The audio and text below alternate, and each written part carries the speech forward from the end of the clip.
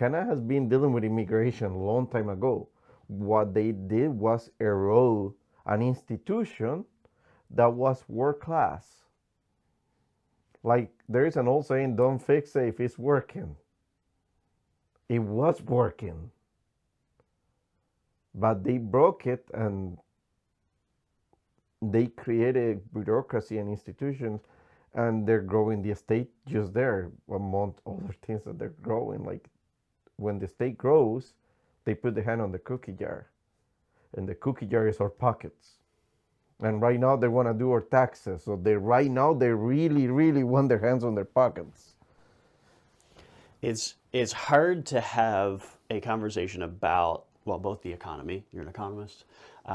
And immigration, we're both senior guys together. Yeah, and so that's why I wanted to talk to you about it, because trying to talk about immigration, especially as a straight white guy, is really difficult. But I know that. I know that dark to be talking, and that's the part is a lot of people. I have a lot of African Americans. I come from a city which is the majority percentage are African Americans. So for me, interacting with the African American community is not much. Like Colombia has a huge population of black people, and in fact, one of our provinces, northern of my province, and part of my province on the Pacific coast is African Americans or black people. Like they call themselves, we're black. Like it's not offensive or anything. It's the reality or culture and everything. They're proud about it. They have festivals. They're amazing. They have an amazing cuisine.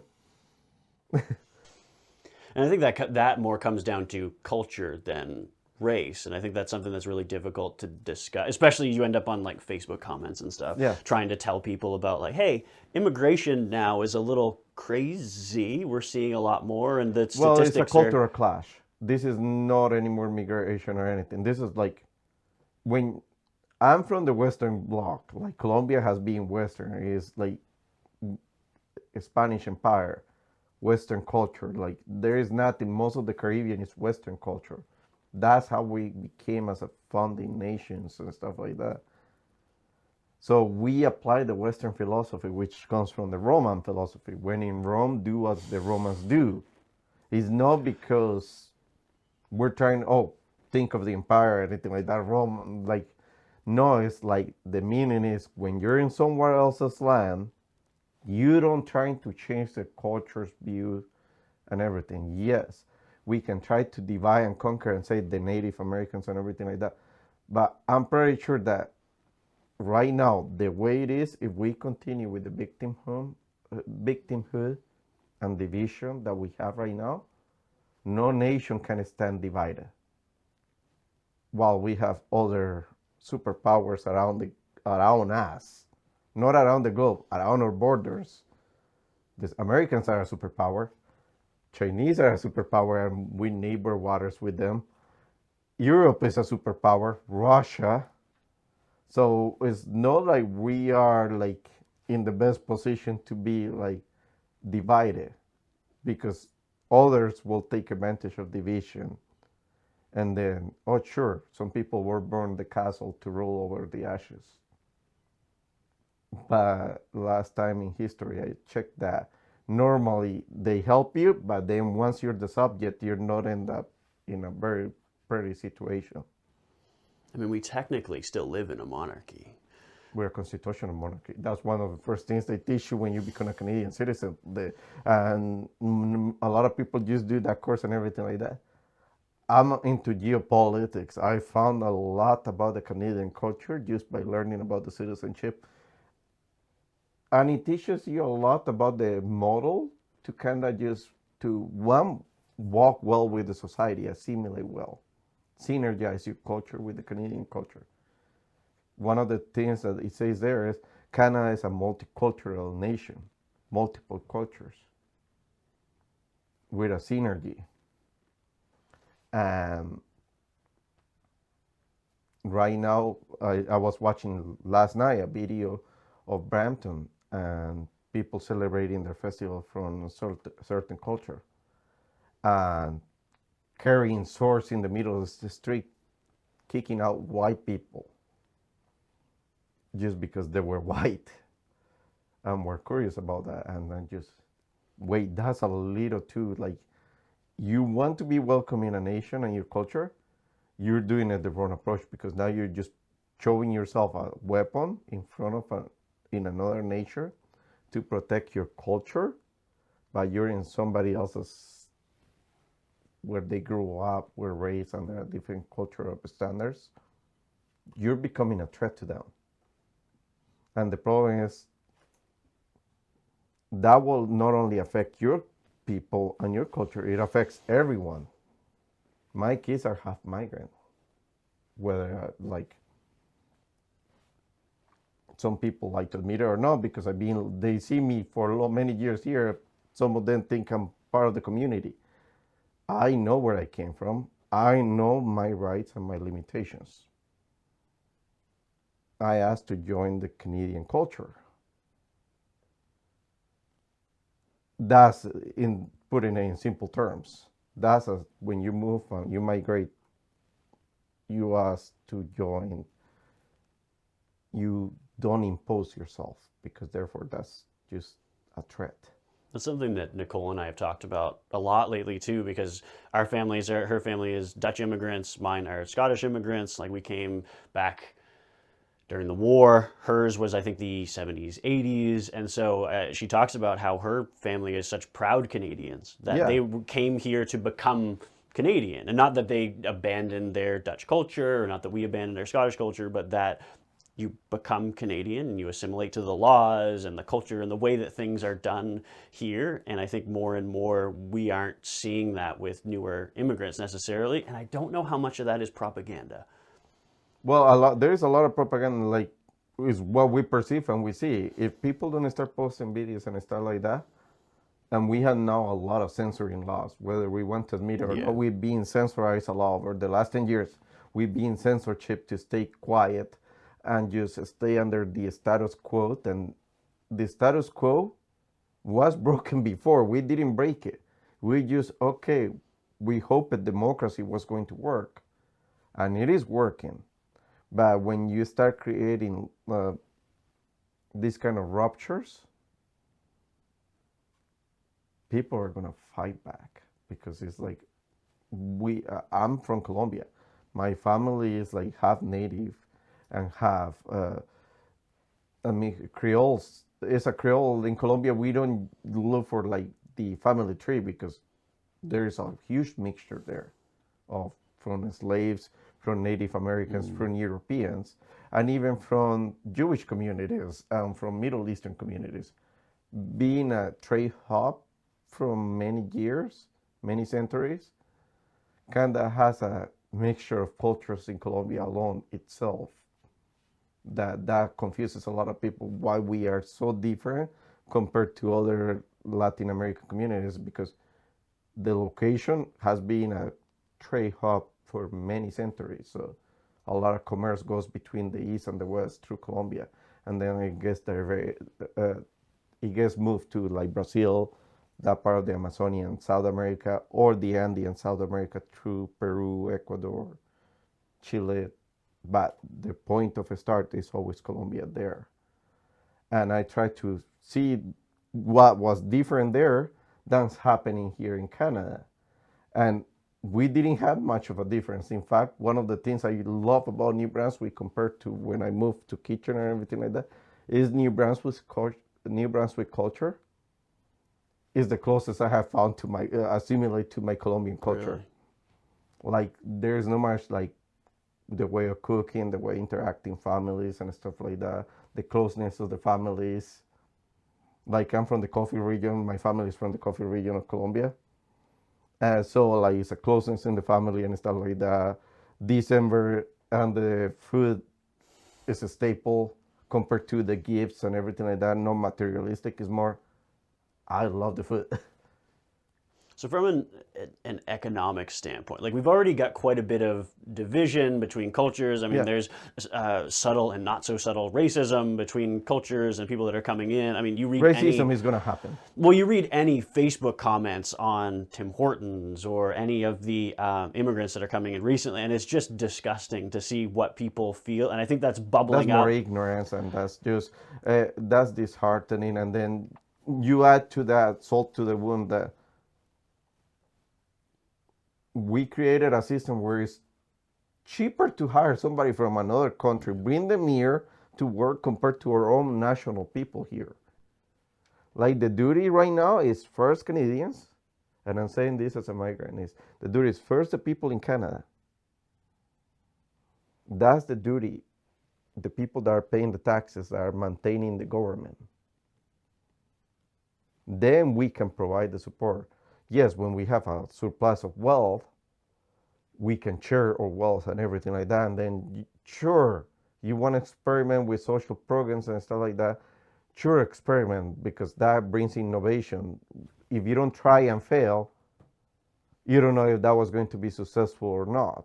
It's not about being close-minded and say, oh, it's just because they're liberals or conservatives. This is not about liberal conservative. This is about Canada. Right now, we're not in a good stand position. When our food basket, when people are starving, people are the crime is going to increase. We're talking about the crime rate. The crime rate is a symptom of our bad economy. The ignorance on racism and everything is going to continue growing because our education system is not getting funded enough to educate people about racism. We don't educate. We don't talk about what happened in World War II. We start ignoring facts, like we now have to say about, instead of ignoring names because we censor so much that we have to find loopholes, and instead of talking about certain individuals of World War II, we, for example, is Austrian painter. We know who he is, but we cannot even say the name because we want to censor. When we censor dark history, we're bound to repeat it again. And we cannot repeat that. That was the suicide of reason, and it's happening again. And there's a lot of sectors that want that to happen, and that should be fought, because history is neutral. It doesn't matter if truth is gonna hurt feelings, because it's making us realize, hey, this is the reality. The reality is right now our economy is in shambles. So from an economic standpoint, and that brings me to my question, it's not the immigrants' fault. It's the system's fault for being able to. I saw a diagram recently that showed the influx of immigrants or migrants in the last number of years. The immigrants don't make the law. The immigrants don't enforce the law. It's our government officials, and then they're just washing their hands. I made a mistake. No, you take accountability. You made that mistake. Like what we were discussing earlier about that. The liberal government cannot come and say, we're making affordable living for Canadians. You made the living standards right now, you made them for the last decade, over a decade in power. You made this. This is all you're making. The conservatives were complaining. I post a lot about Pierre is because, yes, there's things about what he says that I disagree about, but there's a lot of things that he says, and in politics and in propaganda and the guidance is they're going to be pointing always at the bad stuff that he said and kind of minimize the true stuff. I was watching the other day a CBC report where they were interviewing him and treating him like the prime minister. He's not the prime minister. He's not the person in charge. He is the opposition, and the job of the opposition is to speak up and say, we're doing something wrong if we're doing something wrong. We're not having a confidence vote today if we were doing things right. Nobody's going to commit, especially for a politician, which is a life career, they're not going to commit suicidal on their career saying something that's wrong. A healthy democracy has to have an opposition.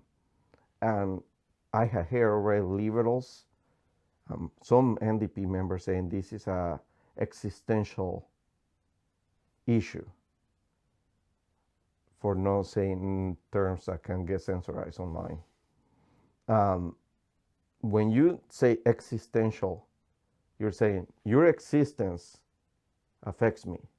And there's only one way to deal with that one, erasing you from the map. And those are strong words when it comes from leaders. It's a bad recipe, and it's a domino effect that they already set up in motion, and it's exploding on their hands. I think we're seeing a lot of that flagrant language too, especially in politics and the way that they speak about citizens and the opposition. It's just very difficult to have an intelligent conversation because it is so vile. And then you end up with the position, like I'm largely libertarian. I don't really follow one side I or the like other. the term libertarian. Is that Milei came across in Argentina? Is the term libertarian? Like something I am against, and I'm with the Colombian former president of Colombia saying Colombians we cannot talk about chainsaws. Is what he brought the chainsaw is as a Colombian I cannot speak about that there, and it's in a joking way, but it's in a very dark moment. Certain groups of the extreme right torture people with chainsaws. So that's why you never heard me saying that. But it's also about trying to bring a point is when the situation is like right now here, I seen it happen. I was a kid. I didn't know the English at the time. So all I had to do is watch news from around the globe because the TV shows for kids was like from this time to this time you only get cartoons and you got news everywhere. So all I had to do is read news, watch news. Like the internet at the time wasn't pretty much kid friendly and stuff like that. It started evolving slowly, but first it was the adults and adult subjects like economics, companies. That's how the internet started in our era. And then came MySpace and kind of brought the youth and stuff like that, MSN. But at the time was news media. And I saw how socialism, even though communism and socialism, I think they're the same in my own personal view, arrived to Venezuela and eroded a very wealthy nation into one of the worst economical messes in modern history. What is the definition then of communism or socialism? Well, each one has, like, you could go to Wikipedia and stuff like that, and it will tell you the difference. That's the theoretical part. The practical part is what we're seeing in history. For example, Castro said in 18 months he was going to be giving elections and giving an opposition a chance to fight. That was in the 60s. Those are the longest 18 months in history. They're still in power. Chavez in 99, he said, once my project ends, even if my project, like, which is project of giving social programs and stuff like that, finished before he was going to relent power. 25 plus years, and they're still in power, and they're now trying to start a war conflict just to stay in power. So this part of like socialism and communism, when I see in it, like what I was telling you earlier, certain groups of certain political parties saying that they start the conflict because of some chickens. Those are the most expensive chickens in the history. Or the other ones were because they were defending the elections. Yes, a honorable fact, but of the first dictator of a nation. Because the dictator lost the elections because everybody was scared of him staying in power forever. I come from a country that has had the longest standing in democracy across the Americas, with the United States, like the modern democracy as we know it. We haven't had that many dictatorships. Yes, we have had our conflict and everything, but the way I see communism try to arrive, it never ends pretty. It always ends in mass murders, people fleeing the nation, nationalizing of everything, and then ravaging the resources to a point that is poverty, like Cubans. You'll never see me going to Cuba since I had been able to afford traveling somewhere if I ever could, you'll never see me traveling to Cuba because I will be supporting their government. And I refuse to do that. I spoke to Cubans' kids that risked their lives to come here. And they told me the stories of Cuba. I saw Cuban families crossing the shark-infested waters to get to Florida. You and I are from that generation that sat down in front of the TV to watch the news. Mm-hmm. We saw Cubans crossing. If communism was so well, people wouldn't be crossing. The Iron Curtain, just looking at the videos, people crossing into the other side. Oh, it's the American sanctions. Eastern Bloc didn't have American sanctions. So don't come with the narrative that it's the American sanctions. Cuba commerces with Canada, commerces with Europe and everything. It's just the state apparatus doesn't let the Cubans get the benefits. Castro was one of the richest people while he was alive in the globe. He was in Forbes 500. Chavez was in Forbes 500. But that's what communism is. Common for everybody except for the elites. That's the tiny fine print that you don't read. This seems to be a common theme that we're now more and more seeing is like rules for thee and not for me.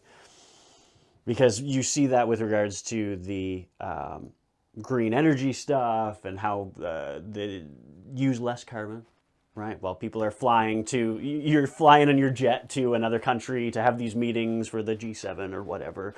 And I understand that geopolitics and the world still needs to run and you need to have these conversations, but still it seems... We try to be close-minded because we try to live in our little globe and our little bubble of saying is, I'm in a safe place, I'm in a blanket and everything like that. I'm sorry, I can know, I'm the cold, harsh truth. I'm the type of person that had to migrate to a different country, continent, burning the boats and everything like that. So when I speak up, I know I'm burning boats and everything like that. I cannot backtrace I'm a man of my word on that part.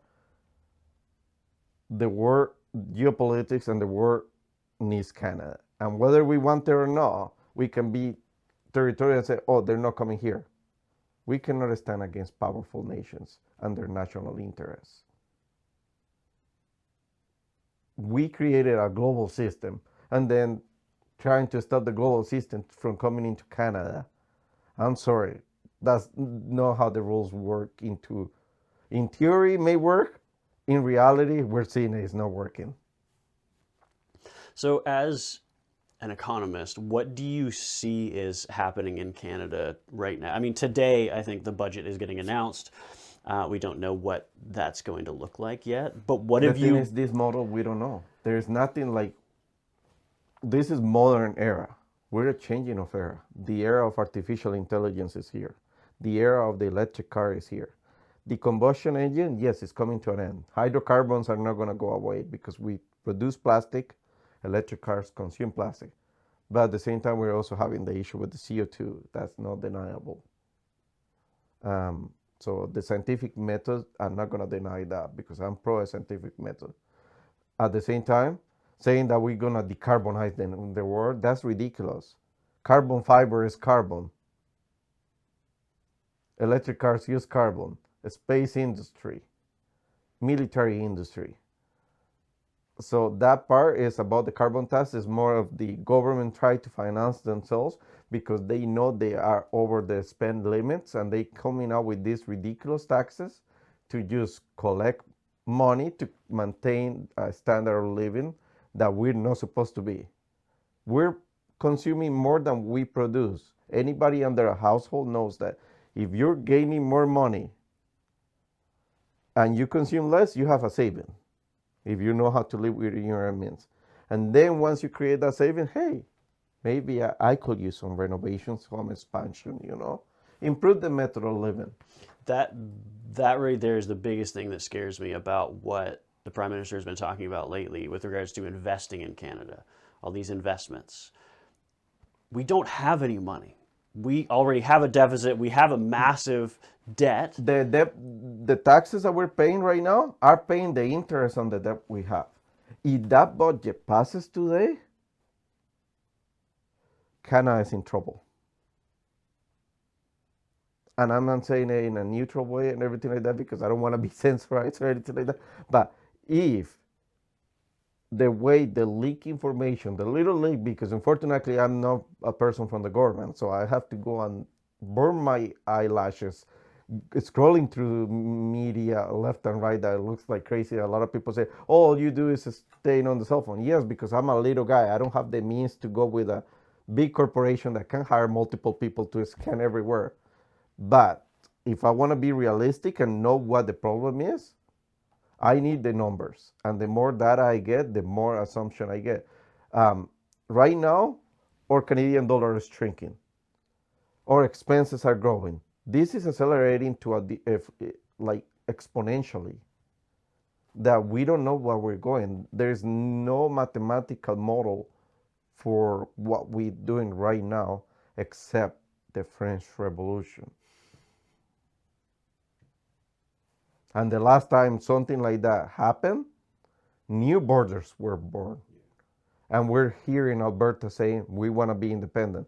Quebec, we've known for years they want to be independent. Newfoundland is talking about independence. This is an issue that affects us all.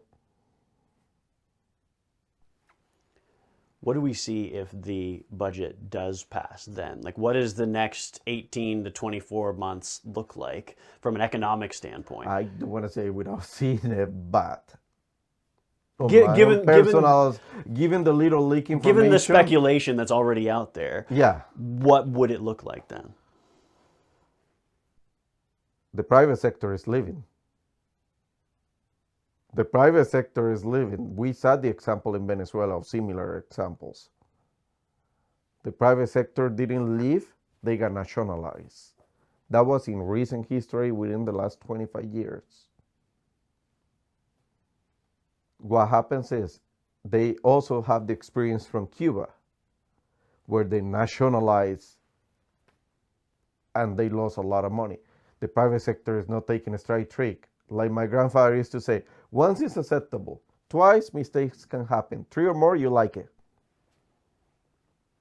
Because we're seeing a lot of, again, back to that talk of investment and the things that are taken care of by the government, whether it's I was reading something with regards to vet services this week, that the provincial vet is not doing a great job at maintaining services for farmers, but then on top of that, to the majority of people, or something that affects the majority of people, especially in New Brunswick, is the inability for people to get a doctor. That's another thing. Is a lot of problems are kind of synergizing, and I don't like using the word synergy on this one, is because it's a positive word. But a lot of bad things are kind of confluently into one point in history. Bad economy, bad world economy, a world that's basing their economy in gold, and we sold all of our gold reserves when gold was cheap, and now gold is like crazy amount. Canada had one of the largest gold reserves. We sold it, and now we are null on that part. Our economy is running on debt. It's a lot of, we have $1 trillion debt. That's a lot of money. And we're shooting ourselves with blocking resources and economy, a diversified economy, to sustain the social programs. And then we're coming out releasing more social programs that require heavy taxation. Like, we're keep shooting ourselves over the foot. And then in our province alone, I'm going to talk just about our province because that affects us directly here. Nothing against nurses, but we're portraying a government negligence of doctors as a win of putting nurses, just nurses alone. Nurses need the assistance of a doctor. As emergency surgery that happens has a better chance of the patient surviving if the doctor is there. And then we're passing that as a win of just needing nurses on emergency clinics. Nurses are capable, but there is things that they didn't go to school for, that don't have the knowledge or practice. And then once an error happens, they're gonna get the whole blame, not the premier. It's the nurses that are gonna get all the splash of that dark event happening, and it's gonna happen. And then under our Canadian Charter of Rights, if somebody sues, they're gonna win because like you guys didn't provide this help.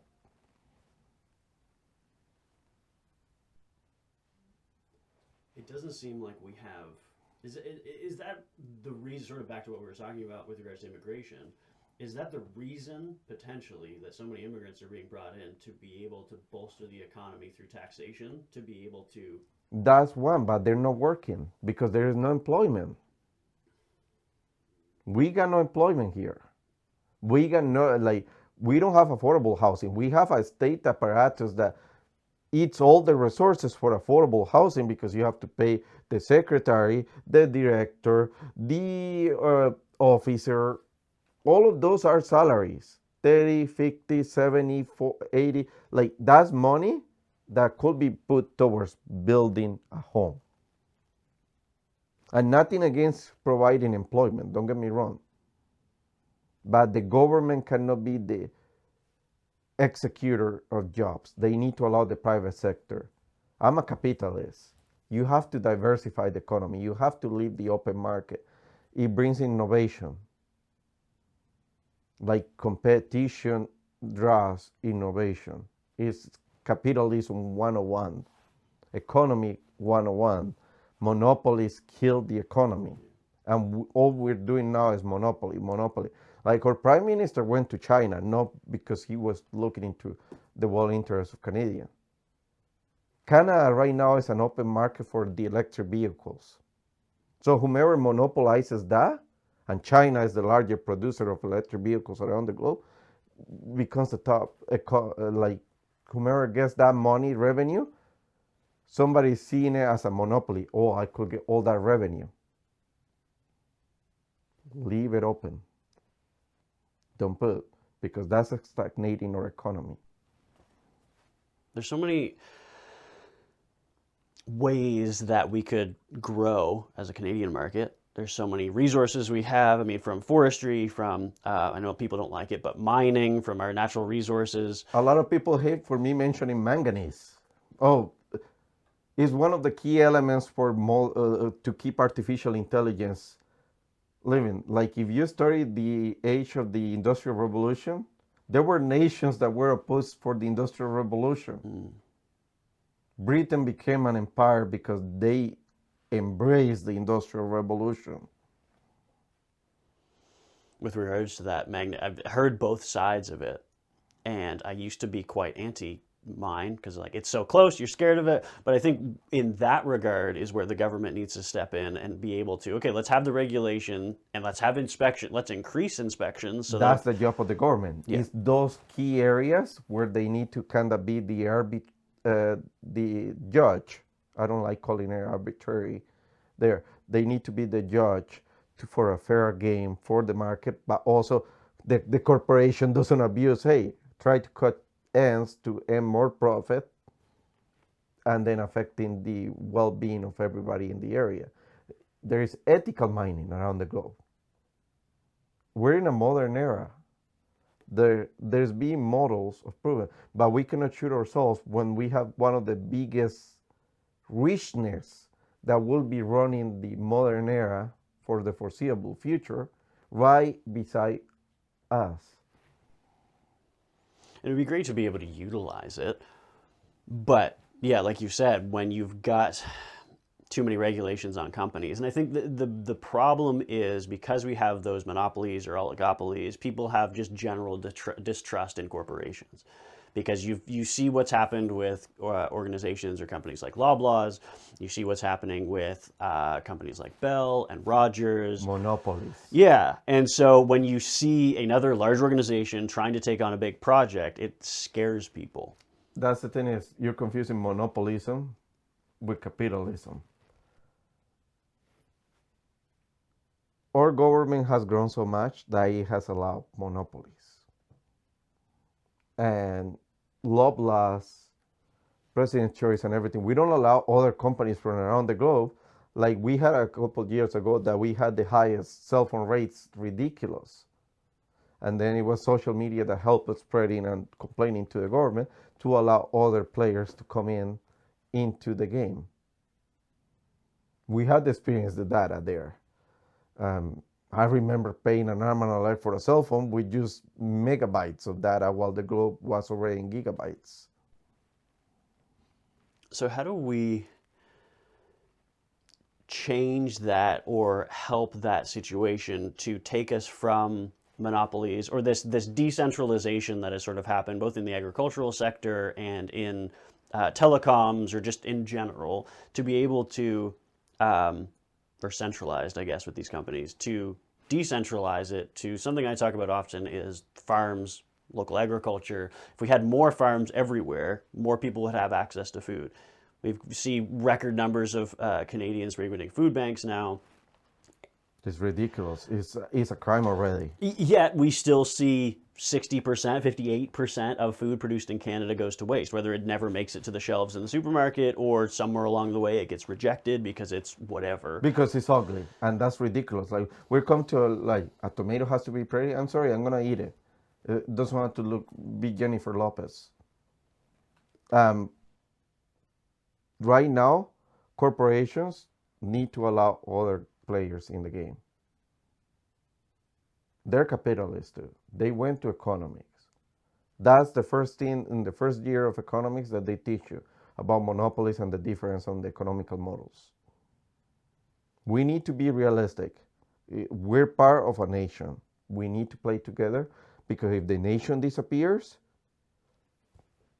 we're part of the nation. We disappear, like our identity disappears. That's unfortunately the harsh truth about what Canada represents. It represents the corporations, it represents the Canadians, from the lower one to the higher one, from the natives to the white. It doesn't matter. It's the project of Canada itself falls under all of us. And right now, division doesn't help. We need to talk, like you said. What needs to be is talk, conversation. Somebody needs to start the conversation and say, hey, we got a problem. But when the liberals are saying, you need to approve, no, you need to talk first, and then we all come to a consensus. What you're doing is imposing. That's no government. Imposing is royal, is dictatorship. I think we've seen too that the conversations that are being had, I mean, politicians are human. I've talked to some politicians, I've had politicians on the show, and they're human. They're going to sort of have the best ideas from who they're talking to. And unfortunately, these large organizations can... They're working on their best interests. Yeah, well, and they have lobbyist organizations, and they pay people to go talk and wine and dine the politicians in Ottawa or your provincial politicians. And so what we're seeing then is the result of that, where government regulation and legislation is then, at least in my mind, being weaponized against smaller producers, against smaller organizations. And so all of that legislation that we sort of talked about with regards to mining is then being used to keep competition out of those markets. Is more of corruption. That's not weaponizing. When you weaponize the government for your own benefit, that's corruption. There's no sugarcoating on that one. I'm anti-corrupt. Corruption is essentially, once I migrated from Colombia, I had a personal sit down and say, what caused me to get here? Like when you kind of break that culture, you get that splash of cold water of having to leave your country in exile. What caused you to come here? And then you start analyzing, no, it was because of my family member and stuff like that, making mistakes and stuff like that.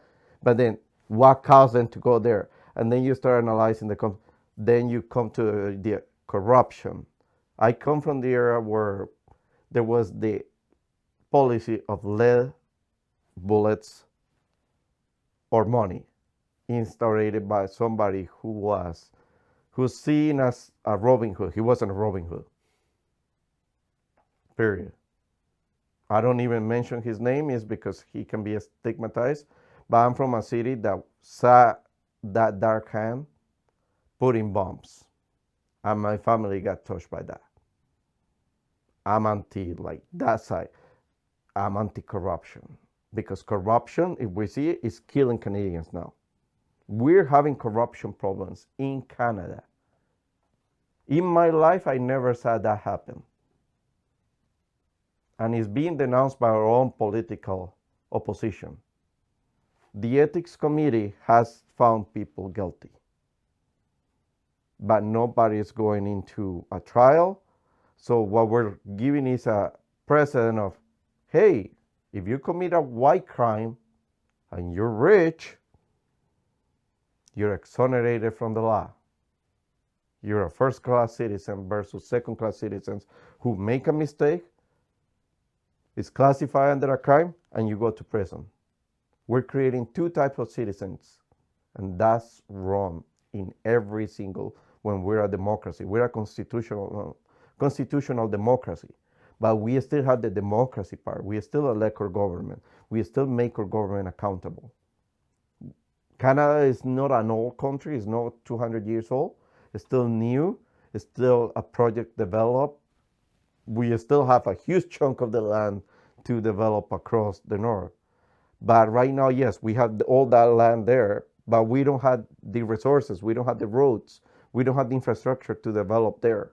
That takes time, takes resources, takes money. And all of that moves the economy. But we have to have, like, when you start one sector monopolizing the industry, then one sector alone cannot take control of all of that and help develop. Yes, that's a lot of money, but you're stopping the development of the nation. And that's what's happening in Canada.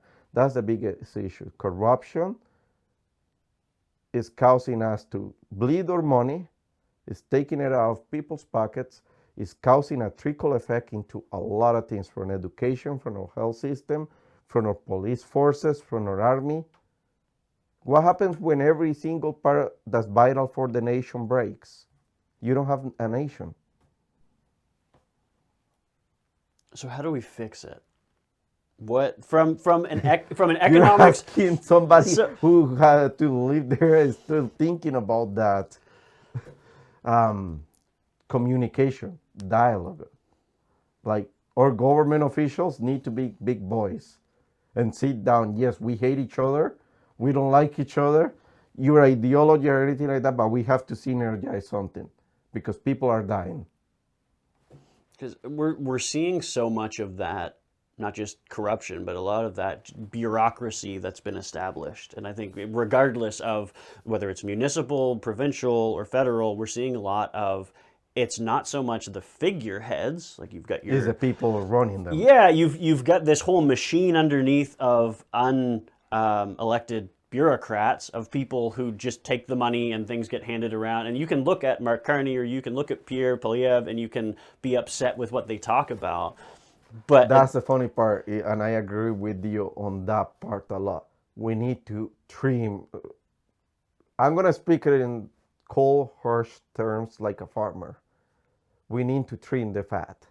And not in a bad way, because they have great people and everything like that. But we need to leave the efficient people there. We just revealed a report that the Canada Revenue Agency is giving one of the most important institutions for Canadians is giving wrong information because of lack of training. That's not the fault of the employees. That's the leadership. They're just trying to wash their hands and blame it on that little guy. No, the accountability comes from the big guys there that are not putting, like, hiring. Hey, I hire a friend and everything like that and stuff like that. We forgot meritocracy and when we went for nepotism. It's scary to see the way that things are going. And more, especially as I talk about self-sufficiency and the desire for our communities and locally for us to get to somewhere where we can grow our own food, where we can protect people. Like I said, the food bank usage is just out of control. So if we can help people and if we can establish better imports. I mean, we were talking earlier about imports coming from and having open trade with other countries. There's been a lot of talk about tariffs lately, and a lot of talk about Mark Carney. Open market. We start tariffing our own Canadians. They're the ones. Yes, we need to protect our own industry and everything like that. That's why the trade. That's why these agreements our government is going to Asia and everything like that. We're still a democracy. They still need to be sanctioned by Parliament. So that's just talk. We need action. We passed the time of talk. We need the action plans. We don't have the time, the luxury anymore to start thinking of what could happen. No, the hard times are here. Sorry. Pardon me for that. You may have to chop that part. The hard times are here. And that being the case, we need to find a way of finding a solution. And attacking each other is not a way of finding a solution. But we also demanding to imposing our ideas is also not a solution either. We're going to two extremes, and it's going to break the middle. The numbers don't lie, and that's the biggest thing, that we can disagree on policy and we can disagree on ideology, but when it comes to our economy and the way that, like, numbers don't lie, right? Well, and like you said, people are dying, people are starving, people are killing each other, and resulting to violence and to crime because they can't have those conversations, that there's not enough resources for people to be able, whether it's mental health services or whether it's just actual help for people who are unemployed because there's not enough jobs. And so we're reaching this tipping point of, like, what do we do? Where are we going? We're going to a suicide of reason, like World War One. Everybody didn't see it. They saw it coming. We're seeing it coming. We're seeing the examples. We're seeing the examples of the same economical model in other nations in recent history. This history wasn't like 10 years. I lived part of that history.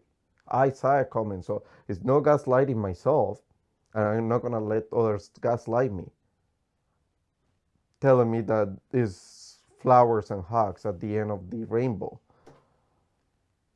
I don't want things to, people keep talking about, and I keep hearing it over and over about civil war coming and that there's going to be infighting, and I don't want to come to that, but it seems like when it comes to protests and when it comes to petitioning the government and big groups of people trying to step up and make a difference, that it's met with contempt rather than... I don't think a civil war will happen in Canada. We don't, like, the culture here is not like as other nations when it comes to political talking.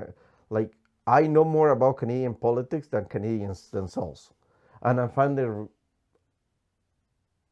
astonishing that I, from somewhere else, knows more about the Canadian politics itself and the way the government works compared to Canadians that are being born and raised here because of the educational system. But then again, I grew up in part of the educational system in high school here and everything like that. So it's not that. It's like choosing to ignore a problem.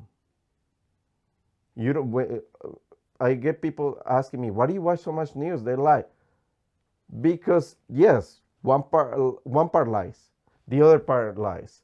I make a little bit of the truth, and then I can make my own opinion. I'm a human being. I'm a Homo sapiens. I can reason. I don't need somebody else to come and tell me what to think. Or that's the beautiful part about libertarianism, is that I don't need people to tell me what to think. I'm a human being myself. I can think for myself. And that's the part that I think we're forgetting about, that we can think for ourselves, that we do not need to speculate the great leader there. We shouldn't be seeing the state, oh, great leader, please give me something. We should be accounting the government there. And that's the part that is very harsh in a lot of people to understand, that our vote matters. One vote, yeah, I'm a crazy guy. I'm just one single guy talking. Many voices, they listen. And that's where partisanship gets kind of scary, because we need to have open dialogue and open conversations, and I can disagree with something that the left says, and I can disagree with something that the right says, and we can still have common ground on things, and especially work together to move forward. And a lot of what I see, and it's dissemination more than it is directly from the leaders. It's the dissemination of the conversation on mainstream media and then on Twitter and Facebook. And what happens is you get that message muddled down and then misinterpreted and then utilized for other people's propaganda, essentially, to be able to say, okay, this is what they meant by saying this, or this is what they meant when they. That's why I watch a lot of what I say. A lot of I may talk a lot, but I'm always watching what I say. Is because of that part. Is like since I started speaking up, like this political activism, I didn't expect other people sending me private messages. Some of them have been welcome. Some of them have been not scared, because I'm not scared of that. I come from a Belgian country, so this is no. But it shows me that I'm speaking, when you're speaking the truth, it's hurting certain people that want to control the narrative and want you to stay quiet, and therefore kind of pushes me forward to speak even farther. And then there's the other part in which, hey, I need help, and you're just like, trust me, I need help too. I'm just speaking out loud because I'm seeing that nobody else is speak.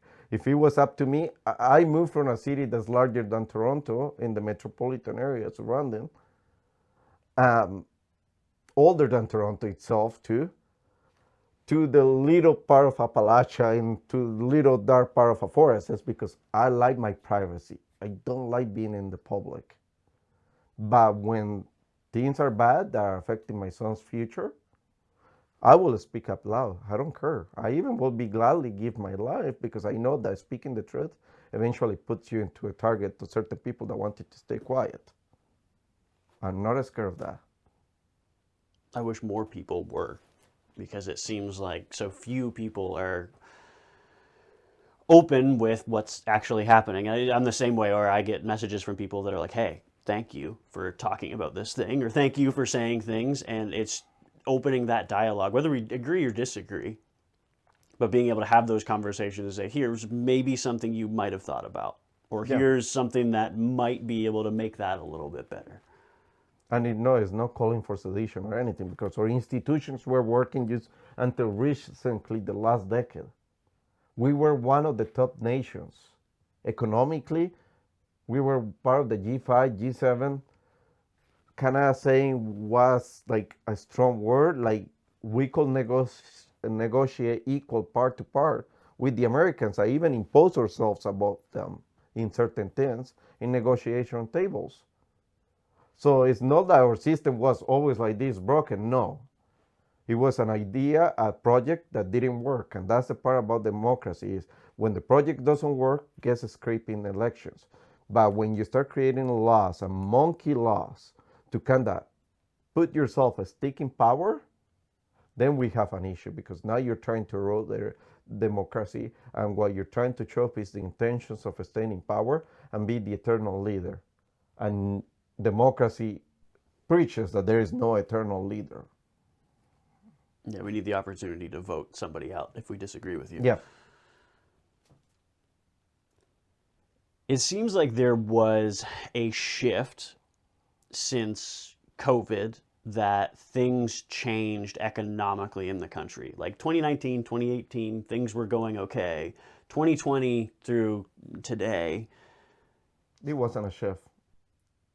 That's why I talk about a lot the French Revolution.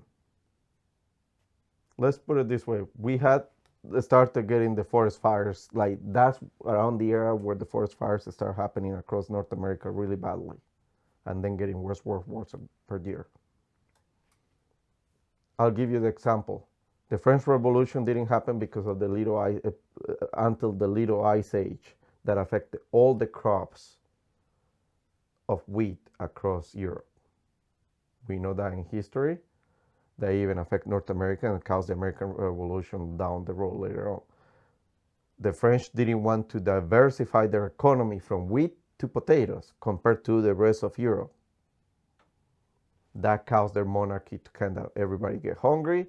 Then the government tried to kind of taking power instead of opening democracy and parliament, and then caused the French Revolution, the partisans movements, and then ended up into the disaster of Napoleon and Napoleonic Wars and the Revolutionary Wars from the Americans, Haiti, Colombia, the Argentinians, because it was a movement different, and then some other didn't want to independent at the time or didn't have the power to do. That being the case, they also had a pandemic at the time too. Just if you compare those, although they had much centuries apart, it was because of the way the economy. Ours accelerated is because we have a more intertwined economy and moving faster. So we had the disasters in agriculture. Then we had the COVID, the pandemic. We have a world recession.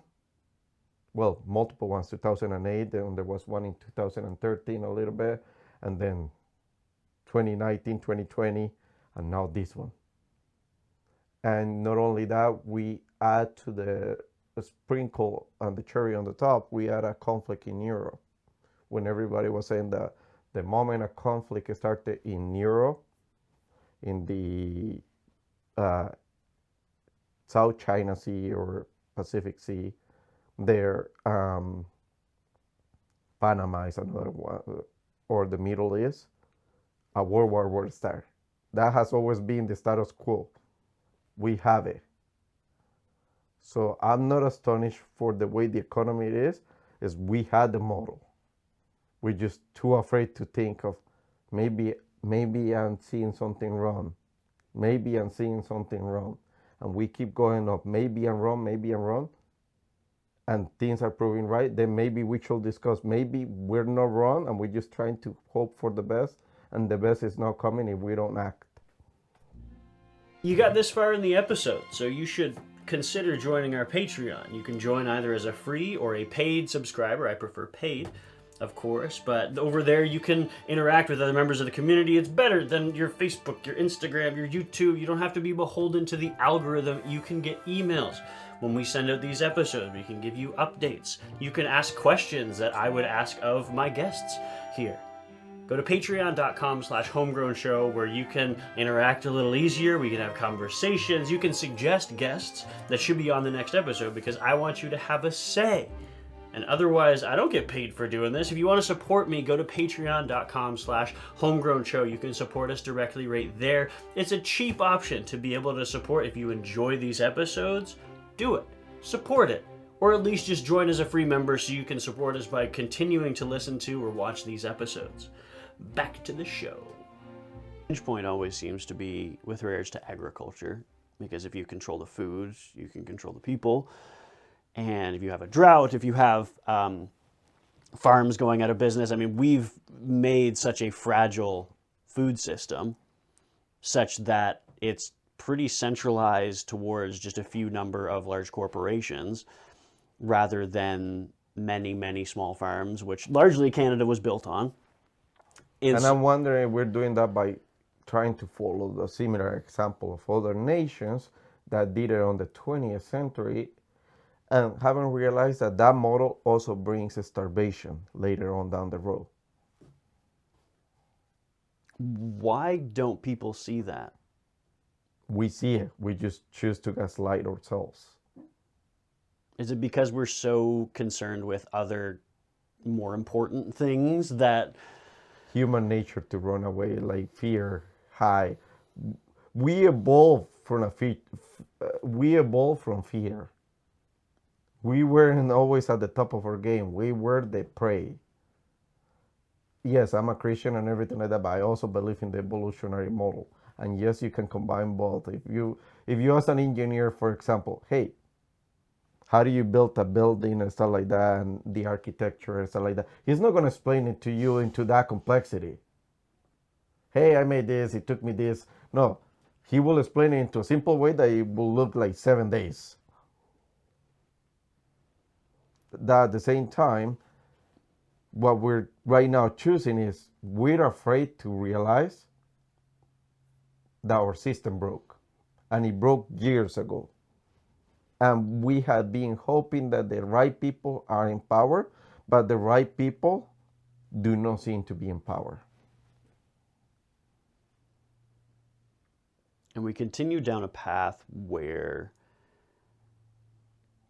farmers no longer can afford. I mean, if you talk to any farmer, especially small farmers, they can't afford the rate at which they're trying to do things. Farmers get the least out of any of that supply chain, and they hold the most vulnerability, because if they have a bad year for a crop, they have nothing to sell. Whereas you've got the guys who sell retail, or then who sell the fertilizer to the farmers. And so we've got this economy that's built around, or this agricultural economy that's built around farmers without respecting the farm.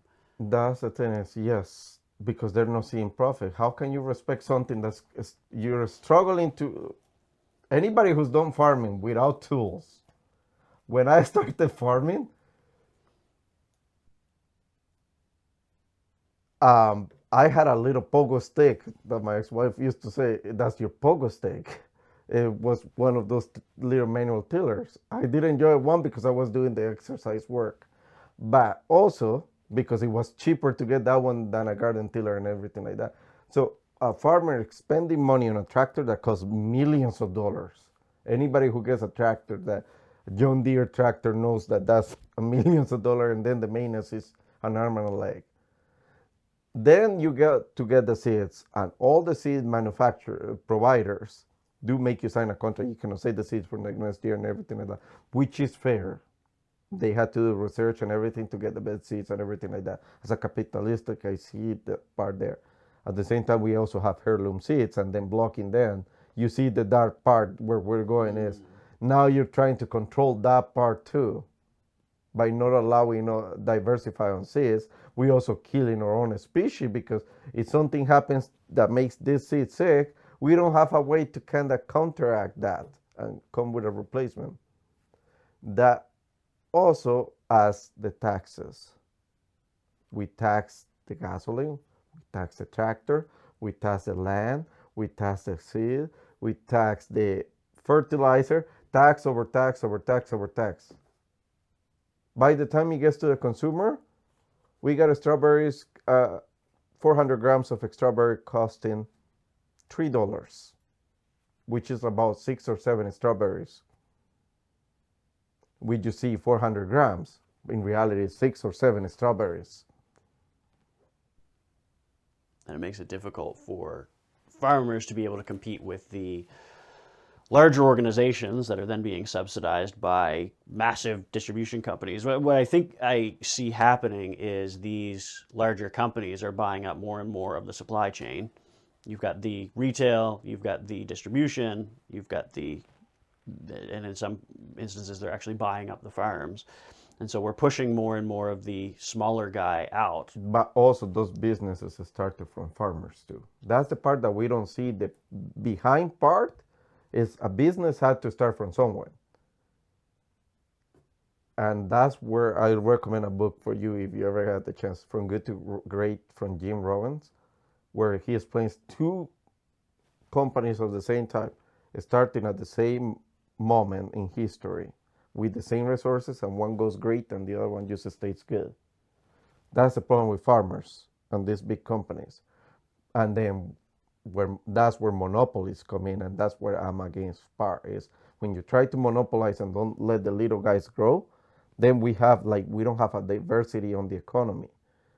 But farmers also need to think of, hey, I'm in a new era, artificial intelligence. Why can I use this new technology to bring into the field?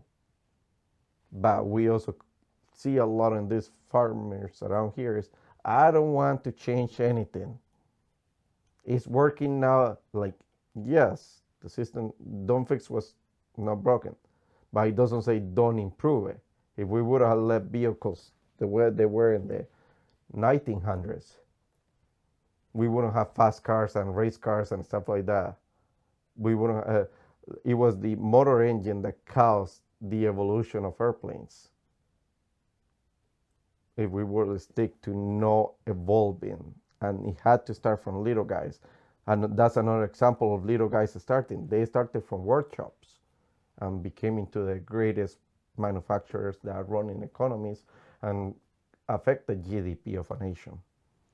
But how do small organizations find or get their market share without the ability to get into the market in the first place? I think my initial premise was these larger organizations that are, I mean, I don't like this example, but use Loblaws for an example. They're making billions of dollars in profit. They can then subsidize down the line to be able to buy because they farms. become monopolies. Once the state allows, like that's the problem. So government allows them to be monopolies. They don't let new players. I'm on the process of opening a company myself, for example, and the amount of steps that you have to follow and everything like that to kind of like, and I already have the business plan. I had to change it and evolve it to make it smaller in order not to like break it down. So little guys have to break down their models while the big guys just enter big and the government allows them. It's our government entities that are allowing this to happen. I guess it's less about the regulation and more about the ability to find and utilize capital.